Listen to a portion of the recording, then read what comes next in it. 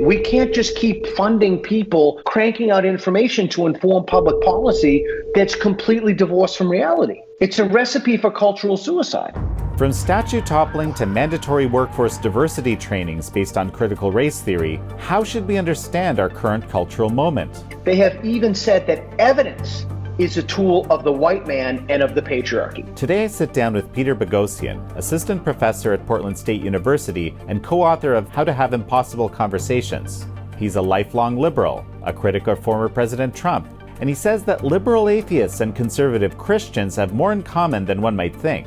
For Boghossian, describing people as left or right is losing utility. It's those who demand that you think a certain way who are on one side, while those who do not are on the other. We are facing an extraordinarily intolerant, dangerous ideology perpetuated by people who want to rob us of our cognitive liberty. This is American Thought Leaders, and I'm Jan Jekielek. Peter Boghossian, such a pleasure to have you on American Thought Leaders. Thank you, Jan. I appreciate it. So, Peter, there are a great many things I would like to talk to you about today, but I think we have to start with a tweet which really caught my attention recently. And I'm just going to read the whole thing. So you said, thinking in terms of left or right, conservative or liberal, it is not an accurate way to understand the current cultural moment. A far more accurate lens is cognitive liberty.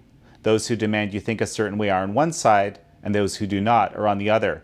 Clearly, this idea resonates with a lot of folks here, and I want you to kind of dig in and tell me what you're thinking more. Sure, thanks. I think the terms conservative and liberal, so I'm 54 and I was born in 1966, and when I grew up, we knew exactly what those things meant. We knew exactly what conservatives stood for, specifically with regard to social policies or the Soviet Union. We knew exactly what liberals stood for. I don't think that those terms are useful anymore. I don't think that a lot of the problems that we face today are right-left issues. Certainly they can be construed as right-left issues. I think they're forward-backward issues. And I think thinking about it through the lens of cognitive liberty is very important. That's the other part of the problem. It's not just liberals, there are illiberals. And there are people on the right and the left who are illiberal. And there are people on the right and the left who are liberal in the sense of cognitive liberty. And what I mean by that is the freedom for you to believe anything you want to believe. Now, I'm not a religious person, to say the least, but I don't want to take away anybody's cognitive liberty to worship as they choose. I have disagreements with folks. I'm happy to hash those, and I have for years, happy to hash those disagreements out. But at the end of the day, I need to be free to not practice any religion, and everybody else needs to be free to practice any religion they want. That's what secularism is. And so I think conceptualizing this problem in terms of cognitive liberty, those who want you to be free to think the way you want and not, is far more helpful than right-left dichotomies. So that's really fascinating, and kind of, I think you put much more eloquently something that I, and certainly a number of other people that I've been speaking with have been thinking lately, that these, traditional categories of conservative, liberal, left, right, they don't really quite apply. And so what is it actually that unites the liberals versus the illiberals in your mind? I think it's a few things. One, I think it's rules of engagement. And what those rules of engagement are the willingness and the ability to speak clearly and bluntly about facts and evidence, to engage people with whom you want to have a conversation without fear of being tarnished or being canceled, which is a new phenomenon.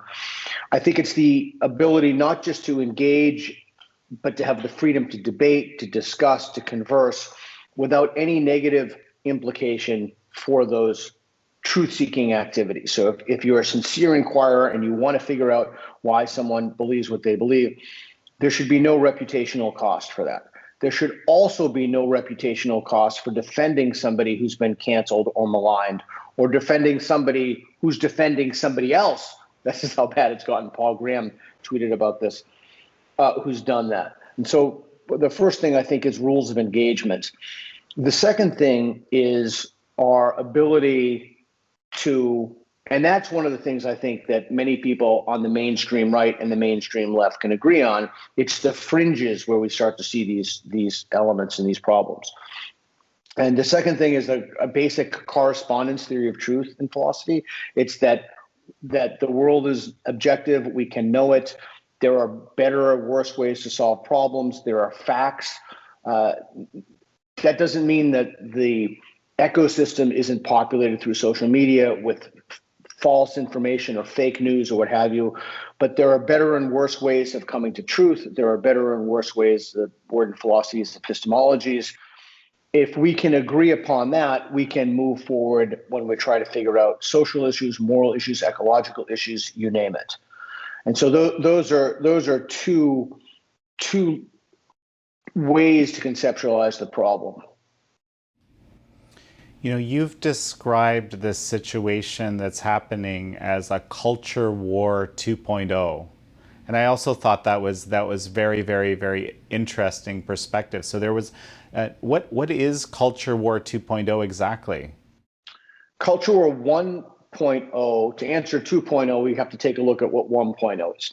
So culture war 1.0, people were concerned with evolution. Should we mandate that everyone, you can't mandate what anybody believes, but teaching evolution in schools was a battlefront for that. Metaphysics was a battlefront, like the alleged miracles of Christianity. You had atheist secularists on one side and more or less Christian and more broadly religious folks on the other side. To what degree of influence should that have over our institutions and society and shape the certain cultural artifacts? Culture War 2.0 doesn't give a flying hoot about any of those things. Culture War 2.0 is, again, it's more engaged with the rules of engagement. Issues of race, gender, sexual orientation are dominant in that. And how we solve issues of race, gender, and sexual orientation are key. What role should the scientific method play? How do we adjudicate disputes? If you and I have a disagreement about whatever the disagreement is, political disagreement, how do we solve that? So in the Great Realignment, I title is The Peace of the American Mind, we see conservatives, religious conservatives, and pretty hardcore atheists realigning themselves because they both, for example, want to preserve Western civilization. They might think that what that means to a certain extent disagrees, but they're not out destroying our institutions, they're not toppling statues, etc. And just to be clear, I personally have no dog in the fight about any statues. If people want to take down statues, great. You go through a democratic process, whatever the process in your municipality and your state is, and if you decide through the rule of law you want to take down the statues, you don't like the Dia statues, Abraham Lincoln, Gandhi, that's fine. But it's how we approach those problems as opposed to mob violence with people going in the streets and, like in Portland, destroying businesses, they ripped down the deer statue. So part of the problem is how do we, what does that say about our institutions? And in the Great Realignment, we have many traditional hardcore religious types and many atheists agreeing upon that. And then we have the other side of the spectrum where we have schisms, for example, among the Southern Baptists or religious folks. And the fault line in that schism is on the role intersectionality ought to play in the experiences of the faithful and the shaping their faith. So you have woke Christians and woke atheists now more or less in alignment against non-woke or anti-woke Christians and anti-woke atheists. It's a particularly bizarre phenomenon. If you had told me that 10 years ago, even 7 years ago, I would not have thought that possible. Well, so I want to touch on this, what intersectionality actually means. And I think you have a very, very good way of explaining it that's frankly the best that I've come across. So I'm going to get you to do that in a moment. But something that you mentioned earlier is that, these are, the fringes are really where you need to kind of look out. But in this case, it's like one fringe, i.e. the fringe left, has basically taken over the vast majority of institutions, as far as I can tell. And I think you make this argument. So tell me a little bit about that. I think we need to clarify terminology. Just as I said before, that conservatives and liberals weren't the right way to look at it. And we mentioned religious folks. I don't think that this is a right-left issue in terms of who's taken over our institutions. Certainly, it would be accurate but not precise to say that. A far more precise word to pull from the lexicon is the woke, is the ideology that I wrote about in my first book. Gad Saad has written about it, that has paresthetized the liberal mind. Wesley Yang calls it the successor ideology. And so instead of thinking about it in terms of right-left, I think it's best to think about it in terms of woke. They've taken over our cultural institutions. They've taken over our academic institutions. It started with the academic institution. And from there, they took over colleges of education. So you or I, we can't just go, even me with all my experience, doctorate, et cetera, I can't just walk into a classroom and start teaching. You have to get a teaching certificate. But every single teaching program in the country, as far as I know, there are no exceptions to this, participate in some variant of critical race theory or the woke ideology or Henry Giroux or the list goes on. And from there, they pump out, it's a pipeline, it's a factory. They pump out teachers who become accredited and certified who go into the schools, right? And so I want to linger on this because this is so important. This is the way the ideology perpetuates itself.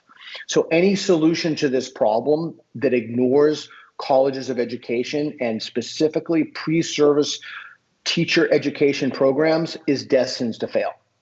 Think about it like this. If I gave you a magic wand and you can wave the wand and all of the derangement is removed from the K through 12 system. So they now formulate their beliefs on the basis of evidence. They're willing to revise the beliefs. They participate in some semblance of rationality. They look at other sides of issues. They foster open expression and free debate. They don't silence someone solely because of their belief. People can feel free. Sincere inquirers can feel free to ask questions. I give you a wand, you wave it. All of these things come into place. The existing ideological infrastructure would reinvigorate itself. It would kind of rise again, if you will, because the people who are teaching in K through 12 education systems, even though they're gone, new folks would go in to repopulate those systems, and then the ideology would reemerge again. And this is an absolutely indispensable point. We cannot solve this problem until we solve the problem of pre-service teacher education, collar education, and colleges and universities. They're beholden to the dominant moral orthodoxy, and they do not take. Not only do they do not accept criticism, but any criticism of that is viewed as harassment. Right, and actually, you have a article out again fairly recently, specifically addressing that, where you offered some intellectual critique, which was viewed as harassment, and you're offering a critique of that critique now. But so briefly tell me about this. So let's say that you and I are hanging out, right? You come to my house and you hang out, and we get up for the morning and we have breakfast, and I make myself eggs, and you pull out a carton of motor oil from the refrigerator and begin drinking it. And I say to you, what the hell are you doing?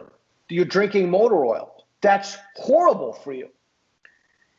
The correct response to that is not, you're harassing me, right? If somebody is clearly engaging in an activity, not only for which there's no evidence, but the evidence is actually against the behavior leading to any kind of human flourishing, and it's shown to be harmful to people. If I ask you why you're drinking motor oil, that is not harassing you. It's asking you why you're doing something that's so dangerous. So what we see is when the ideology wants to keep itself in place, it buttresses itself by creating various defense mechanisms. Now, some places, those mechanisms are blasphemy laws. You can't say this, you're blaspheming, right? And we have a version of that with political correctness. Other places, like the academy and universities, we have characterizations of that as harassment. So any critique of an idea, or if you make the idea public, you see, you can't make that idea public. That's a form of harassing the scholar who has the idea. Well, shouldn't the scholar who has the idea be able to defend the idea? I mean, isn't that what the whole thing is about? And if it's wrong, then shouldn't they don't have to publicly admit it or change their mind, but shouldn't they revise their beliefs? I mean, that's what it means to be a rational person. When evidence comes in, and the only way you would know that evidence is if you were attentive to it, right? Is if you were open to it. But now we have a situation in which, so the golden rule is, if people, Socrates talks about this, if people think they have the truth, they don't seek it out. And we have a system in the academy that's very much like a kind of evangelical religion. They think they found the truth. And the people who don't have the truth, they're not mere sinners, because even sinners are redeemable, right? For these folks, there is no redemption. There's no redemption from privilege. I published an article about that a while ago.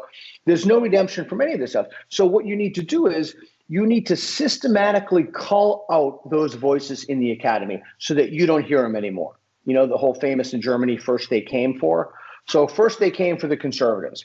Well, there aren't many conservatives. If you look at the Foundation for Individual Rights and Education, and there have been many people have done studies and statistics on this, there aren't many conservatives. Okay, so what do you do once you get rid of the conservatives, or you just push them underground to hiding?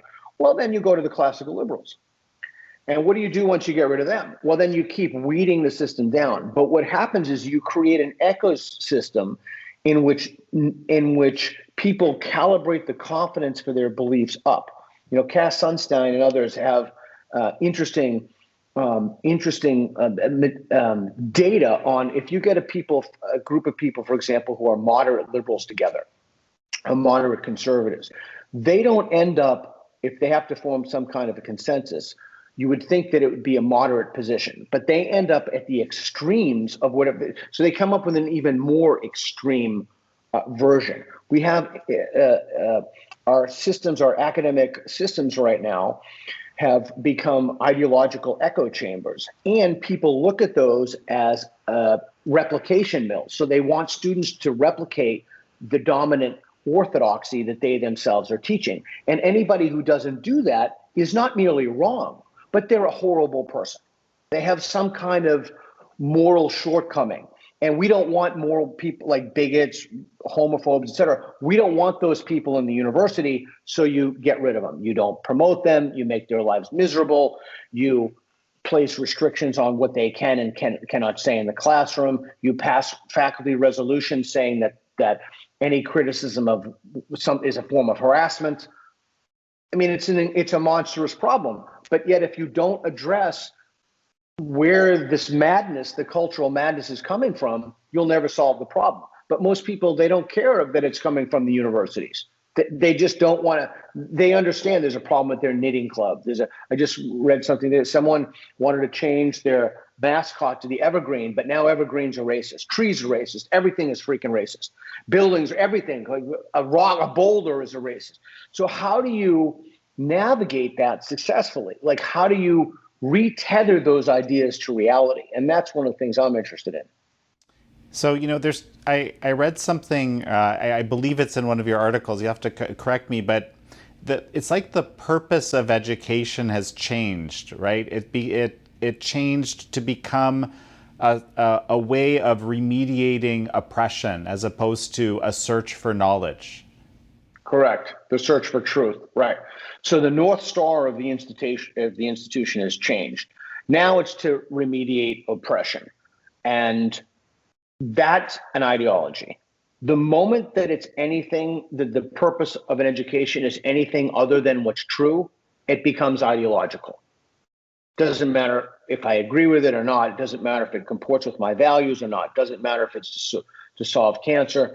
The president of Portland State University recently put out a tweet that I want to phrase him wrong, but an email, excuse me. I think he said his primary mission or his primary purpose or something like that is to address racism or systemic racism or what have you. But it's not to address budget deficits. It's not for knowledge. It's not for truth. It's not for a public education of the first rate. It's racism. Okay, that's an ideology. If he said the same thing, the primary purpose of Portland State University is to, take plastics out of the ocean or, remediate anthropogenic global warming, that's an ideology. That's a deviation from the primary mission of the institution. And anytime you deviate from that, it's ideological.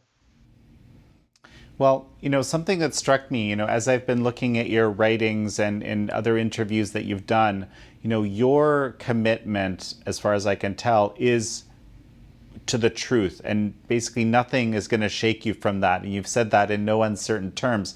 Is that, some people would say, hey, Peter, that seems like a really extreme position. Anybody who would say that is beholden to an ideology, right? So I'm not a Ted fan, Cruz. I've said this repeatedly. I've never voted for a Republican in my life.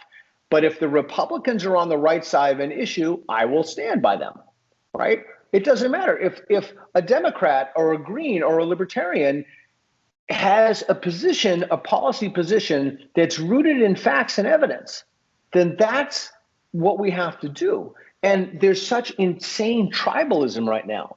So if I'm not willing to step across the aisle, when I went on Glenn Beck, Tucker Carlson, or whatever, if I'm not willing to do that, then I question my own commitment to the truth. The problem is that Eric Weinstein and others have said this repeatedly. I've been screaming about this for years. They've jerry-rigged the game. So the game is the left won't have you on if it's anything even remotely critical of the left. If it's critical of the right, they'll have you on. The left won't have you on. So you go to the right, like Brett went to Tucker Carlson, and then the left says, well, look at this. He's gone on Tucker Carlson, or he's gone on, John Stossel, or whatever it is. Therefore, he's a Nazi, or therefore he's some kind of alt-right maniac. Well, actually, no. That's how we mentioned before, the rules of engagement. But what we see happening on the left and what we see happening on the right, there's no symmetry there. There's a symmetry. I was just on a great podcast the other day in which he said to me, Brian Keating said, people will, he's had people on the right, people on the left, et cetera. But because he had, I think it was Ben Shapiro, I can't remember who he had on the right, people on the left won't go on his show. No one from the right has ever said, because you've had Noam Chomsky on the show, I'm not going to go on your show. There is a particular problem on the left of guilt by association. You cannot talk to some people, I know I'm going to get massive grief for going on the show.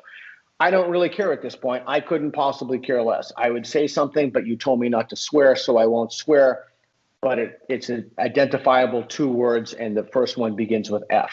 If you don't like it, you're more than welcome to have me on your show, and I'm more than welcome to talk to you about it. But I will not be held hostage to your delusions. I will not be told whose show I can go on, whose show I can't go on, by people who won't even have me on their show.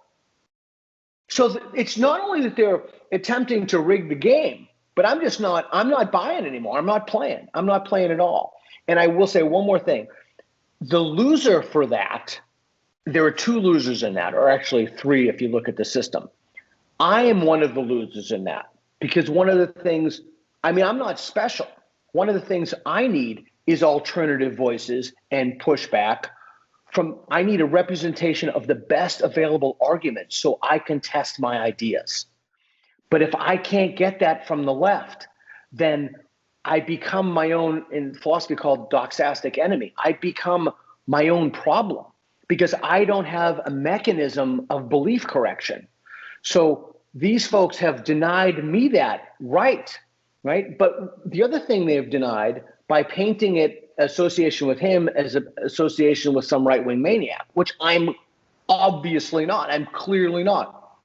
But the other problem with that is it prevents other people who would listen to this stuff from the outside, from the best available arguments, to forming their own opinions about what the subject is.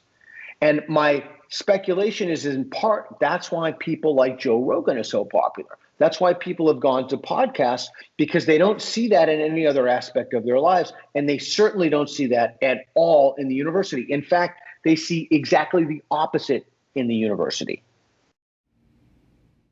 And so this guilt by association that you're describing, I mean, that's isn't that a direct product of this intersectionality and this whole approach? It's complicated. I mean, there are lines of literature about platforming, putting people on a platform. There are lines of literature about non-consensual co-platforming. Judith Butler says they don't even want their articles on alongside other articles. They don't want debates. My friend Michael Shermer would be a great guest for your show. Wanted to debate Frank Turek. They shut that down. I myself, I've been on tour with the head, again, utterly inconceivable 5-6 years ago, the head of Ratio Christi, which is the Christian organization. We did a 4 college tour in Utah. We were going to do more, but the pandemic hit. And it was the title was An Atheist and a Christian, I can't remember, team up for a fight for ideological diversity.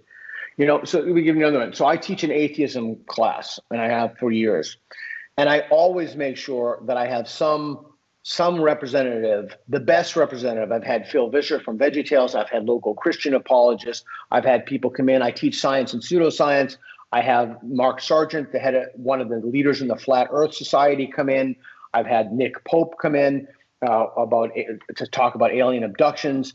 I think it's John Stuart Mill's dictum. People have to be. You need to hear things from people who believe it. But now we've lost that, right? Now everybody is an ideological enemy. They can't merely be wrong about something. They have to be some great existential threat to reality. And so what do? We don't talk to them, right? We kind of bunker them away, which is why we wrote the book, How to Have Impossible Conversations, to reteach people how to do that. And one more thing, since I'm on a roll now. So I've done events at Portland State in which I had, Brett Weinstein, Heather Hyang, Christina Hoff Sommers, and I had a faculty member, a tenured faculty member, and you can find this on YouTube, stand up and start screaming at us in the middle of the event. This is the behavior that's being modeled for people right now, right? The behavior is not, okay, let's listen to the other side, let's hear what they have to say, and let's try to rebut those arguments. And if we can't, let's go back to the drawing board or say, maybe I have to change my beliefs or what have you. The thing is, we have to disrupt speaking. That's the rule of engagement, right? We can't have people have a conversation because that might sway some young people because we already have the truth. And what is the truth? The truth is the dominant moral orthodoxy. The truth is anything related or in the orbit of critical race theory. So, this is heckler's veto. This is basically mob rule. This is really going back, right? Correct. That's why the current systems must fail. The current systems have to fall. Well, okay. So that is a very big thing to say, right? And it certainly is going to make a lot of people watching right now feel, well, some people will probably be very happy about that. Others will feel very uncomfortable. But Peter, isn't this precisely what the woke, as you describe, are aiming for? That is correct, and they're right. They believe they're right, but for the wrong reasons. They believe that the system is, and I will say that there are people with whom I'm in ideological agreement who have profound disagreements with me. So let's talk about this because this is important. We need to figure out who is purveying this madness. Look, think about it like this. We're going to play the make-believe game. I'm going to want you to pretend. We're going to want you to pretend something. Let's say that we have a bunch of people at a university. You know what phrenology is? When you look at the bumps on a skull, yep, the protuberances, and you say, okay, well, this person amazingly, should do this. yes. Okay, this person's more intelligent. So let's say we had the university system gearing itself up, presidents releasing statements. So instead of equity, diversity, and inclusion, it was the phrenology section, and anybody who said anything against phrenology is immediately brought up on charges. Federal mandates the phrenology. They assign scholarships based upon the bumps on one's head. The whole system is gearing up phrenology. Okay, so let's speak honestly now. If I say to you, there is insufficient evidence to warrant phrenology. Where is the evidence that phrenology is accurate? Well, first of all, they'd say that's harassment. Okay, well, let's just bracket this for a second. if I criticize phrenology, if the people purveying this is where you really need to stretch your imagination for a second. But let's say that almost everybody purveying phrenology views themselves on the right. And I criticize phrenology and ask for evidence on it. Does that mean I'm on the left? No. That means I think there's insufficient evidence to warrant belief in phrenology. It has nothing to do with me being on the left. It has nothing to do with me being on the right. Flip it around. The far left is in charge. They're pushing phrenology all over the place. I say, where's the evidence for phrenology? They say, you're a right-wing maniac. No, it's about evidence. Where's the evidence? Okay, now let's take another step back. All the people what happens in the university doesn't stay in the university. So all the people who are now learning phrenology 5 to 7 years later, it leaks out, they go to corporations, boardrooms, they're going everywhere, teaching phrenology, they're interviewing people for jobs, people are coming in with shaved heads, they're occupying positions of power, they take institutions, they sit on juries. Wouldn't a sane person say, this is way out of control? Not only is there no evidence against this, the evidence is against it. We've begged these people to stop this nonsense. We've asked them, pleaded with them.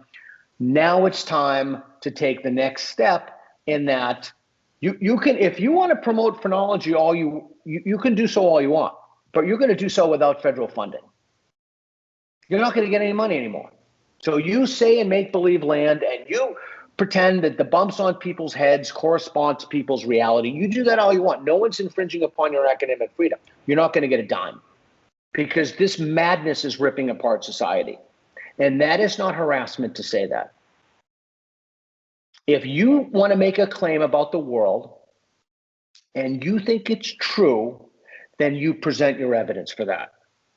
And if your evidence is sufficient that an independent person with no dog in the fight would look at that evidence and say, wow, there's something there, I think I'll accede to it. But the problem is they have even said that evidence is a tool of the white man and of the patriarchy.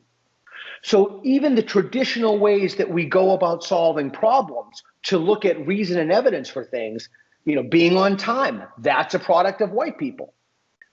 That is not a problem. The meritocracy is about every conceivable way that we have of either advancing the human condition or solving problems.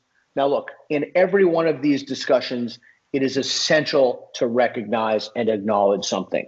Yes, there is economic imbalance. That's why I supported Andrew Yang for presidential candidate who wanted a universal basic income. Yes, there are inequalities. Yes, it's a disgrace that our systems are Jonathan Kozol calls it savage inequalities. Yes, that's true. The response to that is not to throw out reason and evidence and to start ripping down statues and assaulting police officers and defecating in the middle of the street, which I actually saw for the first time in Portland. That is not the response to that. The response to that is let's use reason and evidence to make people's lives better and get better schooling for people and help the homeless people by the side of the road. We know how to we know that science works, and we know that it works when you make objective claims about reality. That does not magically disappear when those are about race, gender, or sexual orientation. We know the problem for this. In Hungary, for example, Viktor Orban I think he successfully defunded a lot of these departments. I think he should have done that. Here's the problem. If we need to study race, we need to study gender, we need to study sexual orientation, we need to study all of these things. But we need to not make stuff up because it comports with our agenda, our ideological predispositions. We need to study these with the best available tools and the best available evidence. The tools we have, reason, rationale, we need to do peer-reviewed studies, we need to do double blinds, we need to do et cetera. This is not happening now. And because it's not happening now, and I see no chance of it happening because people have a vested interest at their tenure, I see no other alternative than to defund the system. But if you can think of one, let me know. I'll change my mind on the spot right here.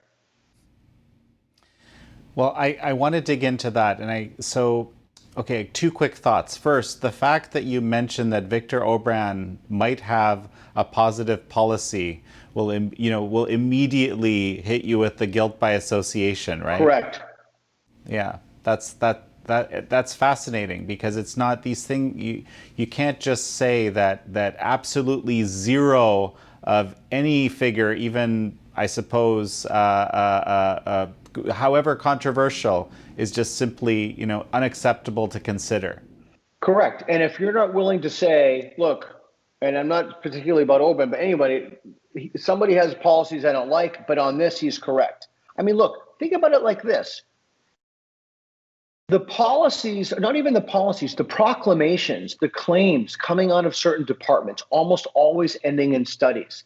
We cannot trust them. They cannot be relied upon. So it's better, and we've asked repeatedly that they stop this. And not only do they not stop it, they've doubled down. So what alternative is there? I see no other alternative, because what they're coming up with, and this is what we tried to show in the grievance study stuff, the stuff coming out of the academies is actually skewing institutions in bad ways. Like, I think, Deborah So and Abigail Schreier's book on gender and transition is fantastic for that. But the correct response is, okay, let's take a look at that evidence. But, oh, well, how convenient. I don't value evidence in the formation of my beliefs. Okay, well, what do you value? Personal testimony, lived experience. Okay, so how do we adjudicate between the lived experiences of two people? Well, you go with the one with the most oppression variables. Really? Okay, so how do we adjudicate between those two people if two people have different oppression variables? Like, how do you adjudicate between that? Well, you're using reason again. You've microaggressed me. So there's a whole system in place that has been fabricated, completely fabricated, to prevent any honest self-reflection and self-examination of beliefs. It's specifically designed to keep beliefs in place without being challenged. Well, so this is the perfect point to go back to talking about how intersectionality, what intersectionality actually means, and how, I thought it's actually fascinating because the whole concept of your ability to access reality is, in this woke worldview, basically dependent on your identity characteristics, as I understand it. Is that right? That's correct. And there are many ways to explain it. If I'd like to refer people, if they want a more in detailed look at James Lindsay's New Discourses website, he has something called the Social Justice Encyclopedia. I think it's called the Wokepedia or something. And he looks at their own literature, and he takes their literature in their own words and writes it out in plain, it just copies it, basically cuts and pastes it, and then gives an analysis of that. So Intersectionality was Kimberly Crenshaw's piece, talked about it, mapping the margins. Otherwise, I don't want to spend too much time on this, but the basic overall idea is that we have overlapping identities, intersections, if you will, and which is totally, all of these things is a kernel of truth in all this stuff. And this is certainly true. And then those identity characteristics, black, white, male, cis, immigrant, bi, whatever the identity characteristic is, heterosexual, gay, bisexual, all of those intersect to form one's identity. Think about it in terms of seeing and grayscale. Cis white heterosexual men can only see in grayscale. Every time you add one oppression variable, cis black heterosexual male, they get to see in one more color. So they see in grayscale plus blue. You add another variable, woman, they see in yellow or what have you. Every time you add one variable, so the more oppressed you've been, and the more oppressed you've been historically, the greater access to truth you have.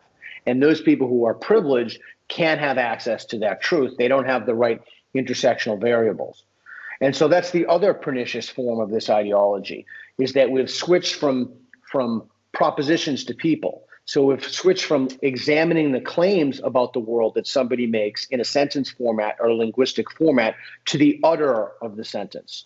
So the person who utters the sentence, we can figure out if the sentence is true based upon the immutable characteristics of the person who utters the sentence. Once you do that, you descend into madness. The whole society will collapse. It would be literally impossible to function as a society and in any sustainable way if that is your North Star. Well, because personal accountability for anything goes out the window, and basically you're only accountable based on your immutable characteristics. I mean, that's a mind warp. That's correct. I think this is the reason why, frankly, a lot of people can't believe that this ideology is actually guiding actual real decision making. Right. And I'm really glad you said that, because it's so insane. It's so crazy that people can't believe that other people actually believe it. And we published a piece in the Wall Street Journal about that. When social justice warriors say something, believe them. You know, the whole defund the police thing that was all the rage a while ago, you know, defund the police. It's such an idiotic idea that nobody could possibly believe. And we've seen murder rates, particularly murder rates of young black men, skyrocket in cities. And then there's gaslighting on top of that. So we see radical, dramatic rises in virtually every city. I don't think it's in Baltimore, but it's in Portland, it's in New York, it's in Detroit, as a direct consequence of defunding the police. And then on top of that, people say, well, we don't really know why. The New York Times in particular, we don't really know why this is happening. It must be summer. You don't know why this is happening. And so then you say to someone, okay, we have a lot of people who want to defund the police, and say they don't really want to defund the police. Okay, so they're telling you they want to defund the police. There's an article in the New York Times. Yes, we really do mean abolish the police, abolish, and prisons are there as well. So what would it take you to take these folks at their word? Right? It's like believe all women. Really? You're going to believe half the population? Believe all women? Believe all women? Give me a single other example where you would believe half the population about something. So it's the same thing for everything. What's the evidence? You show me the evidence, it's like Ronald Reagan said, trust but verify, right? Trust but verify. So if you want somebody to believe something, and by the way, before we go on, all of this together is causing a legitimacy crisis. It's a crisis of confidence in our institutions. The biggest ones, the New York Times, the ACLU, the Southern Poverty Law Center, the academic institutions, homeschooling is way up. There's a crisis of confidence in virtually every American institution. I picked up this phrase. I always forget where I picked it up, but in my mind, I imagine it to be the death of expertise, right? Where That's basically Tom Nichols. That's Tom Nichols. Tom Nichols by the same name, right? Right, exactly. And so people, myself included, yourself included, basically people across the whole political spectrum, the whole, across class, race, and so forth, simply don't know who to believe about what, and it's a kind of a crisis. Okay, so let's pick up on that. So I can tell you who to believe. Nobody. You figure it out for yourself. Find the evidence for yourself, and I will completely admit, it takes work, it takes diligence, etc. And we only have so much time, right? I'm training my dogs, I'm writing stuff, I'm in another book. So we only have so much time. So if you don't have the time to look into something, then you just say, I don't know, right? I don't know. Not, I'm going to believe it because my tribe believes it. No, I'm going to believe something because of the best evidence and because people have tried to falsify it. That's science. Now, all of those truths are provisional in science. That's exactly the opposite of what's happening in gender studies. What's happening is people are pushing a narrative. Nothing that goes against that narrative gets published. Only those things that advance or move that forward. And then they teach that in classes to people, to young kids, and they get out and they use that in the world. But I want to get back to this idea of legitimacy crisis. Let's say we've had the Biden administration did not say this, but let's just say the Biden administration says, listen, or Harris says, listen, this whole women on boards thing, this is a huge problem. Traditionally, there have not been enough women on boards, and we need to make a law mandating, because women are 50% of the population, we need to put women on 50% of the boards in this country. Like, that's just the law of the land. And if you don't like it, move to Canada. Okay. The consequence of that would be, well, what do you think the consequence of that's going to be? I can imagine, multiple consequences, but I imagine that, first of all, there'd be a whole bunch of constitutional challenges launched immediately. That's the first thing that jumps to my mind. A second thing, well, essentially there would be a mad rush on corporate boardrooms to get any woman into the room that they can, basically. Correct. Right? Because they're going to have to fulfill their requirements. That's correct. I wasn't thinking of the first thing, but that's certainly true. Where I was thinking of, people would always say in the back of their mind, ooh, is this person, are they just fulfilling a quota, or do they deserve to be there? Did they get there from their own merit, or are they, now look, I know someone's going to look at this and says, Boghossian doesn't want any women on boards. That's not what I'm saying. I mean, you can see that's the lens that people have to interpret things to make their worldview make sense. If anything, I'll repeat again, we need equality of opportunity. And yeah, I do. I think it would be great if they're all female boards or half female boards. But that's different from mandating that, right? Because the other consequence of that, it not only will be there will be a crisis of legitimacy among boards and investors, et cetera, but what about those women who are actually qualified for the boards? People will think that they just are there because there's some kind of law that they should be there. But in aggregate, when that all happens, we have a crisis of confidence in our institutions. And that's what we're seeing now. And that's one of the reasons that we can correct this. It's possible to correct this by appropriate defunding measures. Again, the phrenology thing, we can't just keep funding people who are playing in make-believe land, cranking out information to inform public policy that's completely divorced from reality. It's a recipe for cultural suicide. Well, so I was just reading a recent, excellent article by Peter Boghossian, and he kind of divides the woke into two categories. One is the true believers, and the other one is, he calls it the gutless enablers, so to speak. You mentioned, and he would put a lot of, say the corporate response to Correct. Woke requirements in the, quote, gutless enablers category, right? And so there's two questions here. One is, what portion of the population is actually woke and people that believe in this ideology?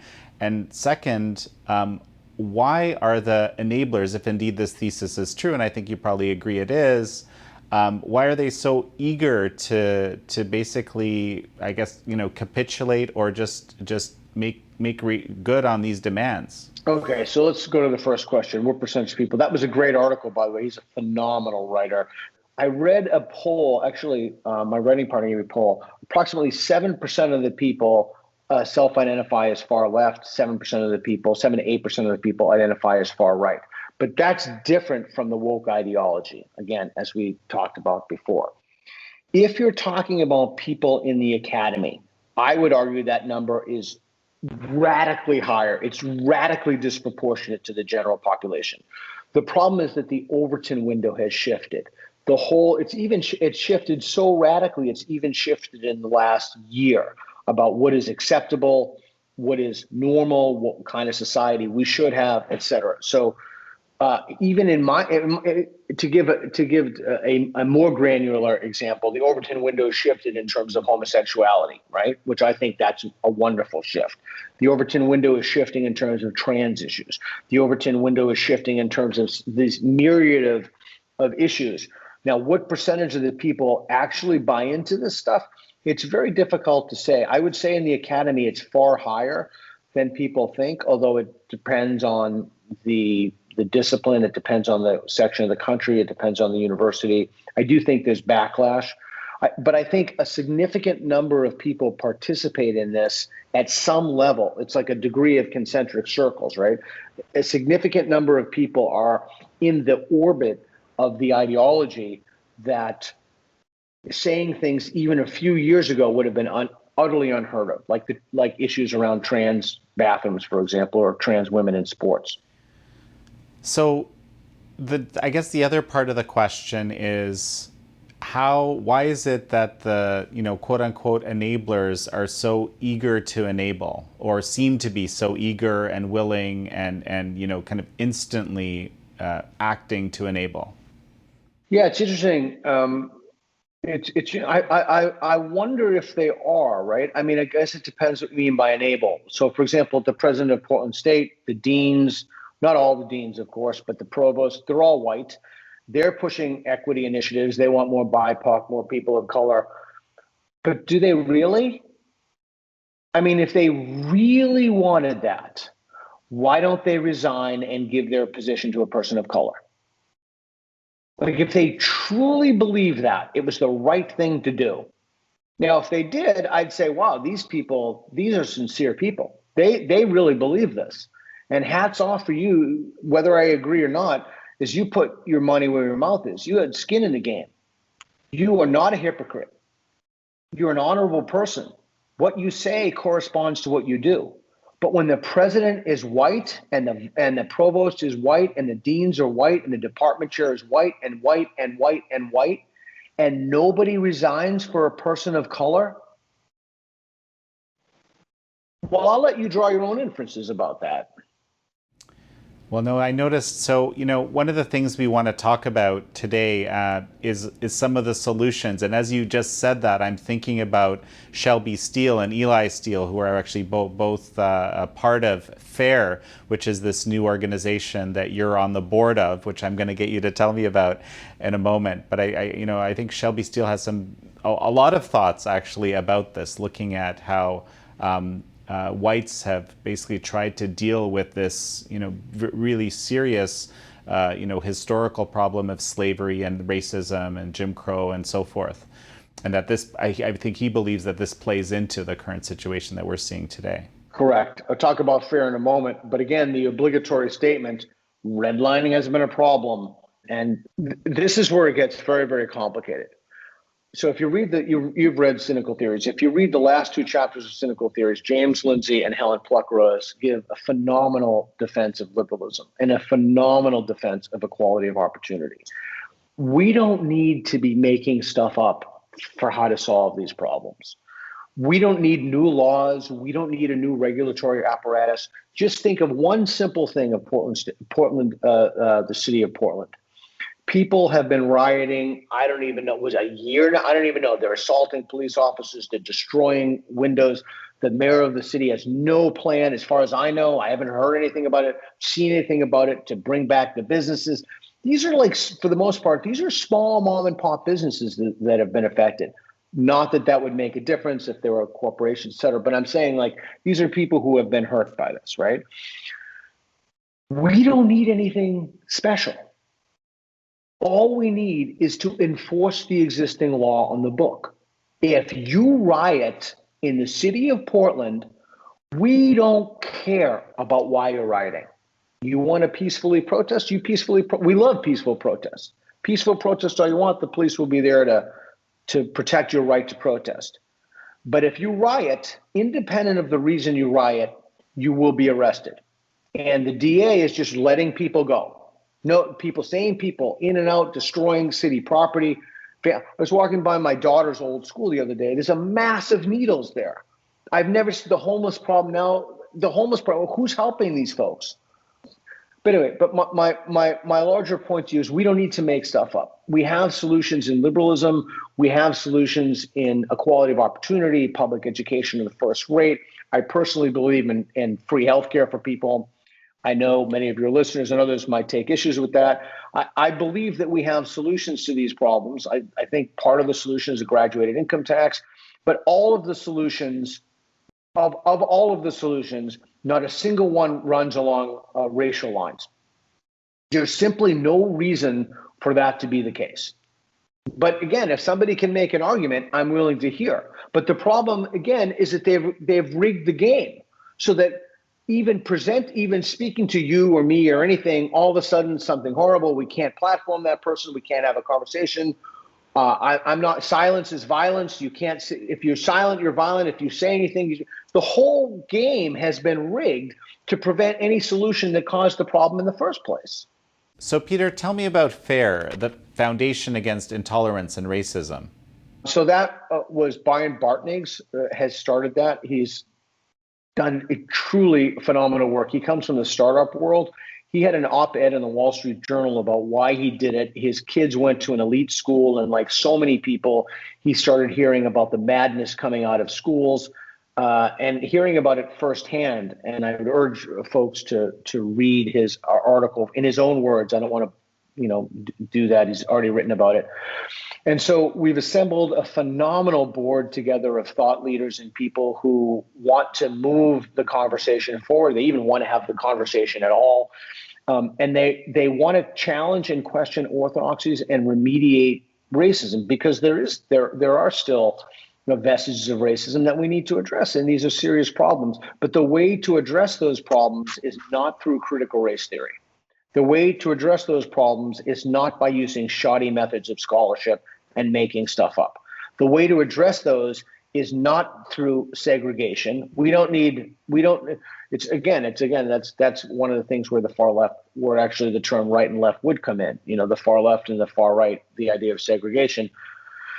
So we know it's not a right-left issue, it's a backward-forward issue, and we need to move this forward. We need to start having conversations, and the Foundation Against Intolerance and Racism is phenomenal. There are volunteer opportunities, there are internship opportunities.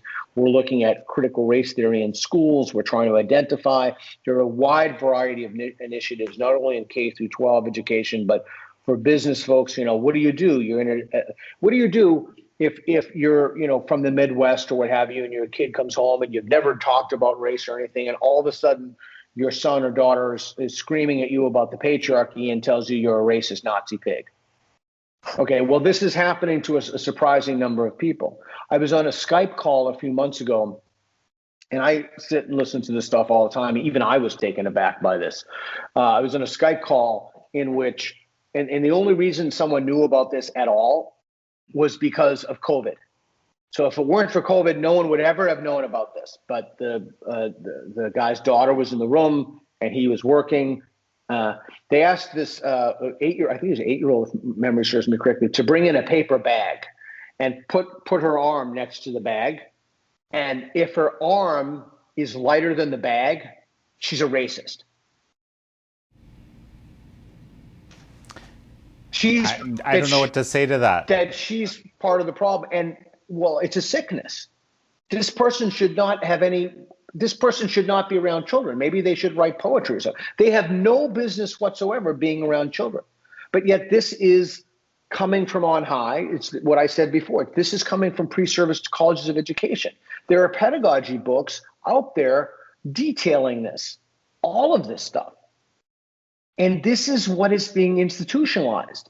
We are dividing ourselves along racial lines, and we should be doing exactly the opposite.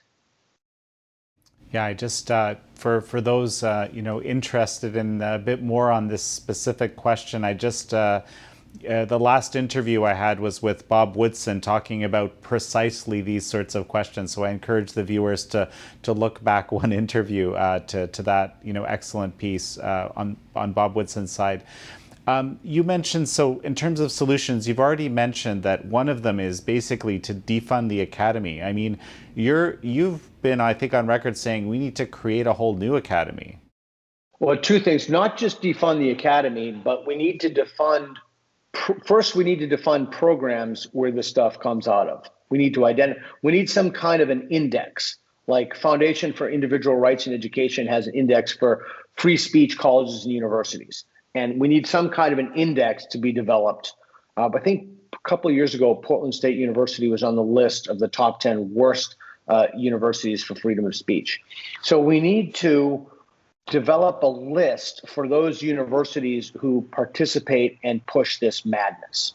And then those are the institutions we ought to talk about defunding.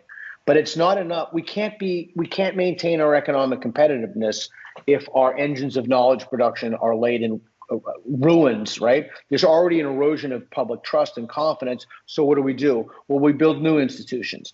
And Stephen Blackwood is building an institution at Ralston College right now, Ralston College, and Blackwood is his name, Stephen Blackwood. I'd urge people to look into that as a potential. Also, we've seen increasing the number of students who come in enrollment, that's what I was looking for, decrease radically. I think at PSU, it's like 24%, 25, 26%, something like that. They're decreasing across the board. They're even, to my surprise, decreasing in Ivy League universities. And so I think alternative programs in universities are going to come in place and going to take those. I also think that a university degree, somebody was telling me recently, when they get job interviews, one of the things that the head of this department, I'm not going to say where it is, but will do is they'll go to the social media accounts and they'll look to see if someone has pronouns in their bios. And if someone has pronouns in their bios, they won't hire them because they know it's just going to be nothing but grievance and hassle, and they're just going to complain, and they're going to talk about things that simply don't exist, as opposed to doing their actual job, what they get paid for. So soon, though, people are going to wise up to that and not put pronouns in their bios. So, we're going to finish up in a little bit, but I have to ask you this question. What you're describing, a few of the last things you described sounds a bit similar to what's called, canceling someone or canceling an organization or something. Have you thought about that? There's a difference. As I explicitly stated before, you can produce all the woke material you want. You can write about a journal. No one's going to cancel. You can do anything you want without funding. That's not canceling. Canceling attempts, it's a boycott of someone's career and attempts to ruin them to prevent them from ever working again. I've explicitly stated that people should be allowed to research anything they want. You can publish all the articles about fact studies you want without government funding. You want to sit and if you get students without government funding, great, that's fantastic. Good for you. Keep going. Keep driving the society into a cesspool. In terms of, sort of the practical solutions that people can kind of engage in. So we talked about engaging with organizations like FAIR, which is relatively new, and I'm Correct. sure is, super eager to bring in these volunteers and develop its programs and so forth. You have this idea of basically defunding the programs that are basically pushing this ideology. Where else can we go here? Here's what I would say to do. This is very unsexy, but it's what you have to do. Show up. Literally show up. If you watch Benjamin Boyce's videos about he has a wonderful YouTube channel. If you watch his videos about the Equity Summit in Washington State, the Equity Initiatives, there's almost nobody in the room. So you have a small group of lunatics pushing an agenda that's completely deranged, and nobody is standing up to these people. If you're at your place of employment, if you're at your kid's school, no matter where you are, show up. The problem is nobody goes. People don't go to the meetings, and you get fringe groups of maniacs trying to institutionalize or successfully institutionalizing neo-racist programs, segregationist programs, for example.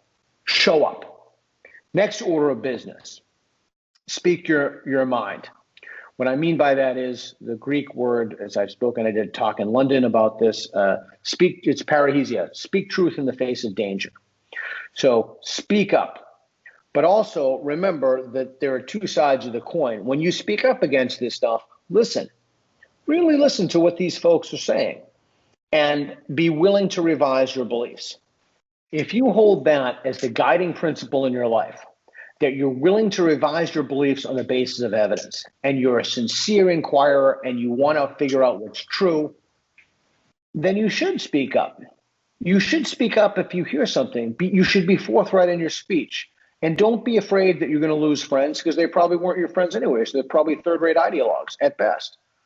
So speak up. Don't be afraid. Don't be a coward. Don't be cowed. Don't be a bully either.